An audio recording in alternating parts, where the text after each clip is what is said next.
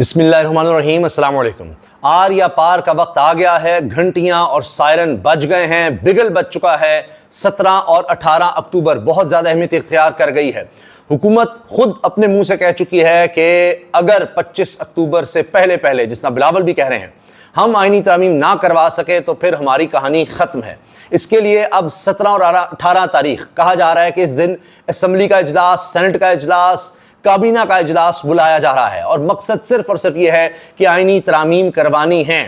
اب اس میں ایک بہت ہی اہم پہلو ہے جس پر تحریک انصاف کا بھی انحصار ہے، اور دلچسپ بات یہ ہے کہ حکومت کا بھی انحصار اسی چیز پر ہے۔ دوڑیں لگ رہی ہیں، ریٹ لگ رہے ہیں، 60 کروڑ سے لے کر 1 ارب روپیہ، گھروں میں چھاپے، لوگوں کو لاپتہ کرنا، کاروبار تباہ کرنا، ہر حربہ آزمایا جا رہا ہے۔ اب 17 تاریخ کو اس وقت حکومتی جماعتوں نے، جس میں پیپلز پارٹی بھی ہے، نون لیگ بھی ہے، اپنے لوگوں کو کہہ دیا ہے تیار رہیں۔ جس طرح پہلے ان کو کہا تھا کہ پورا ہفتہ آپ نے اسلام آباد سے باہر نہیں جانا، اب سب کو کہہ دیا گیا 17 تاریخ تک آپ نے اسلام آباد میں پہنچنا ہے۔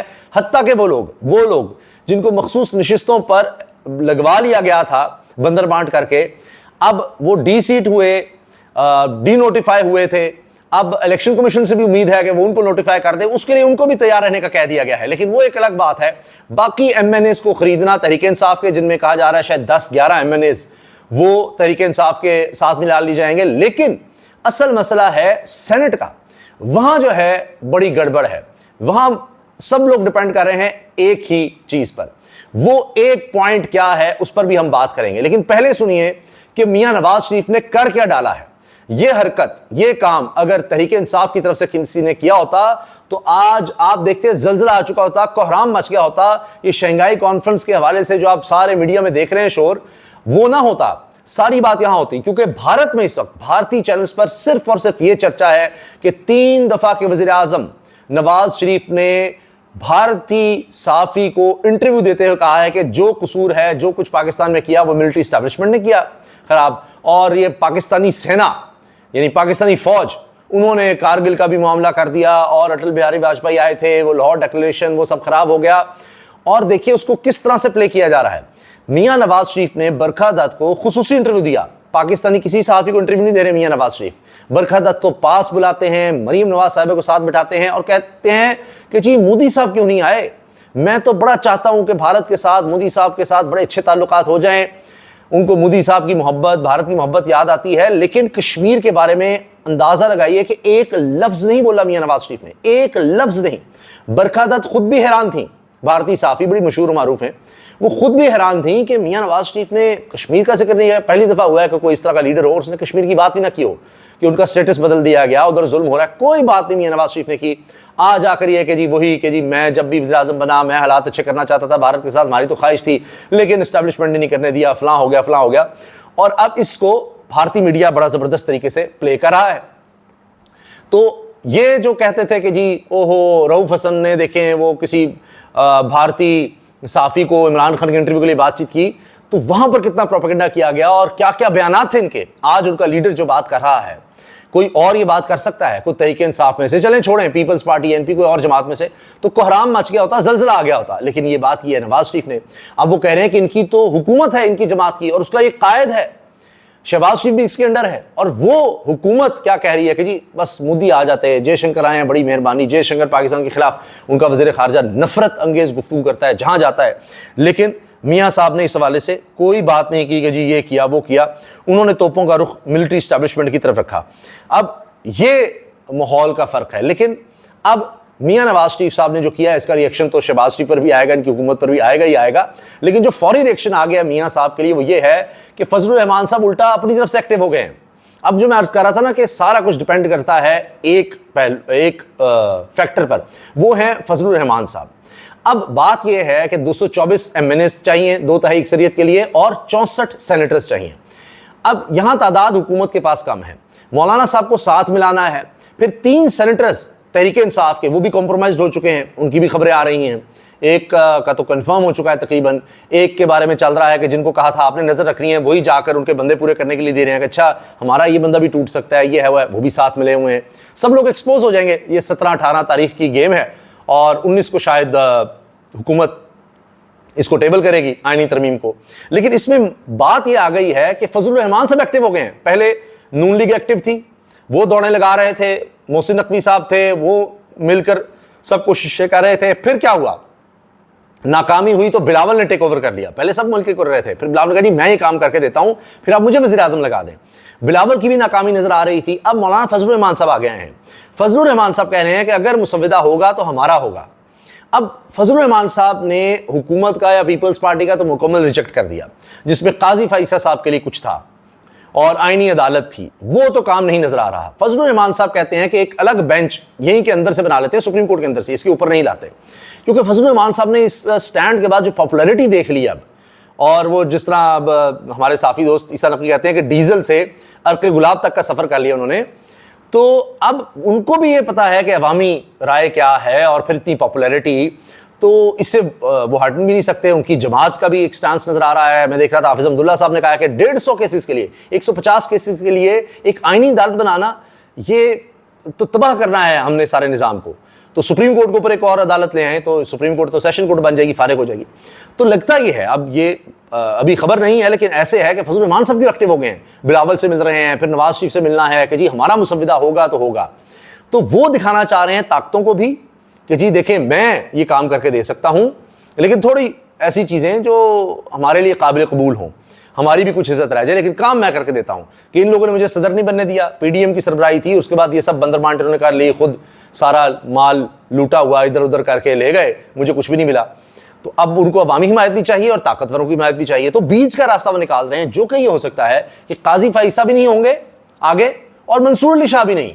منصور علی شاہ سے آپ کو خوف ہے, وہ نہیں ہوگا, اور کوئی اور بندے کو ہم چیف جسٹس لگا دیں گے, کچھ اس طرح کا کر دیتے ہیں کہ جی پینل بنوا کے اور یہ کر دیتے ہیں, لیکن بینچ اندر ہی ہوگا اور اس میں سینئر لوگ ہوں گے, یہ سب کر لیں گے. تو یہ اگر ہو بھی جاتا ہے تو پھر بھی رد عمل ہوگا. اب دیکھتے ہیں کہ کیا ہوتا ہے. یہ میں آپ کو ایک عرض کر رہا ہوں کیونکہ فضل الرحمان صاحب ایسے ہی ایکٹیو نہیں ہوئے, وہ اس طرف جا رہے ہیں.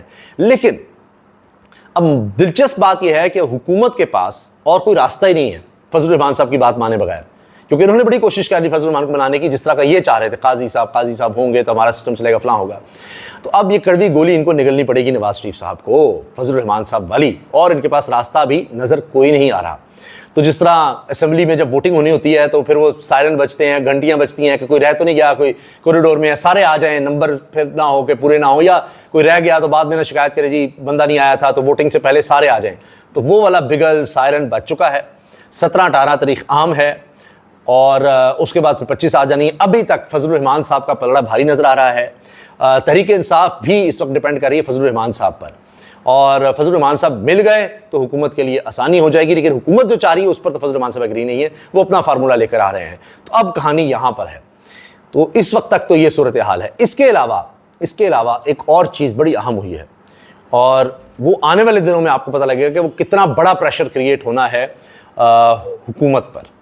کیونکہ آج یہ خبر تو آ گئی کہ جی 4 بجے ملاقات کی ہے, یا ڈاکٹروں کا پینل تھا جس نے عمران خان صاحب سے ملاقات کی ہے, اور عمران خان صاحب کے کچھ ٹیسٹ وغیرہ کیے ہیں, کچھ بعد میں آئیں گے, اور کچھ والوں سے کہا ہے کہ جی عمران خان فٹ ہیں.